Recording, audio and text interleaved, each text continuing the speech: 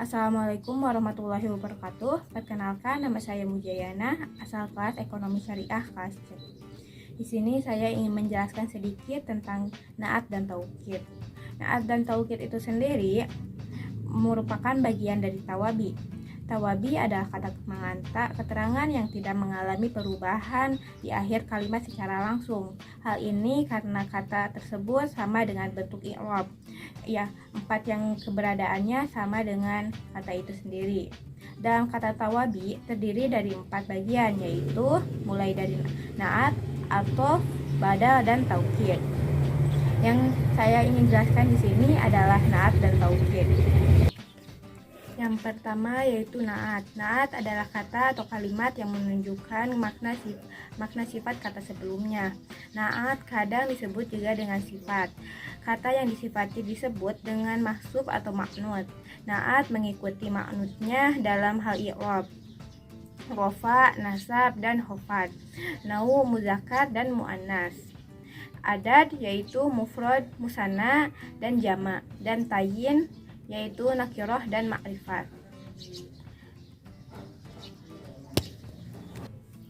Naat terbagi menjadi 2 macam, yaitu naat hakiki dan naat sababi. Naat hakiki terdiri dari 3 bagian, yaitu naat mufrad, naat sibul jumlah, naat jumlah yaitu ismiyah dan fi'liyah. Naat mufrad adalah hanya berupa satu kata saja. Naat mufrad bisa berupa isim fa'il, isim mutasyabihah dengan isim fa'il, sigat mulogahah isim fa'il, isim maf'ul, isim tadhil, isim yang diakhiri ya nisbah. Selanjutnya yaitu niat sibul jumlah. Niat yang berbentuk sibul jumlah bisa berupa dzorof atau jar manjur. Para pembaca harus teliti ketika membaca sifat dari sibul jumlah karena takut tertukar dengan mubtada atau khobar. Yang ketiga yaitu naat jumlah ismiyah dan fi'liyah. Apabila naat ini, maka maknutnya harus isim. Nakirah selain dalam jumlahnya harus ada dhamir yang kembali kepada maknutnya. Yang kedua yaitu naat sababi. Naat sababi adalah naat yang menyifati isim yang ada kaitannya dengan maktubnya. Dalam naat sababi, sifat yang ada tidak menunjukkan sifat pada maktubnya, melainkan kata setelah naatnya. Naat pada naat sababi harus berupa isim mufrad dan mengikuti maktubnya pada hal i'rab, rofa, nasab, dan khofad, dan tayinnya nakirah dan ma'rifat, serta mengikuti kata setelahnya hal nau, muzakkar.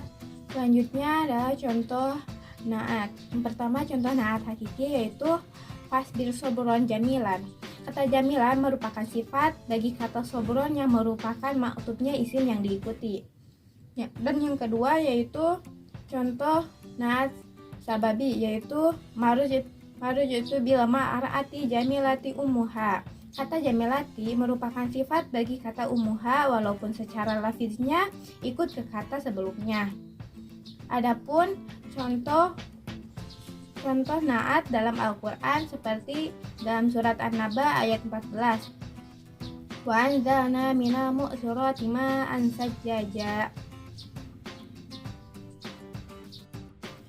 Materi selanjutnya yaitu taukid. Isim taukid adalah isim tobi yang tujuannya mengutamakan maksudnya sehingga audien tidak bingung dengan penyataan yang disampaikan. Matbu dalam taukid disebut dengan muakkad.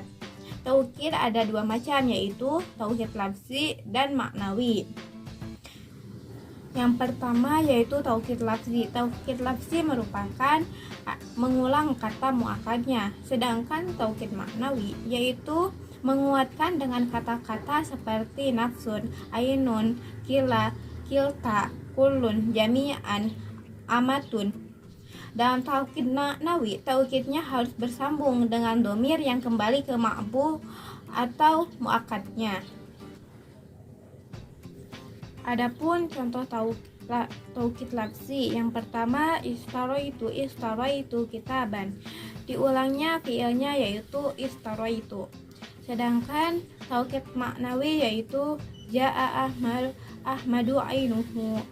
Nah, bentuk mufrad ketika muakkadnya mufrad, adapun ketika muakkadnya musanna dan jamak, maka kata tersebut harus dijamakkan. Sedangkan dalam Al-Qur'an contoh taukid ada dalam Al-Baqarah surat ayat ke-29, yaitu waladzi khalaqalakum ma fil ardi jami'an. Jami'an merupakan contoh taukid maknawi. Mungkin hanya yang itu saja yang dapat saya sampaikan, kurang lebihnya mohon dimaafkan. Wabillahi taufiq wal hidayah. Wassalamualaikum warahmatullahi wabarakatuh. Terima kasih.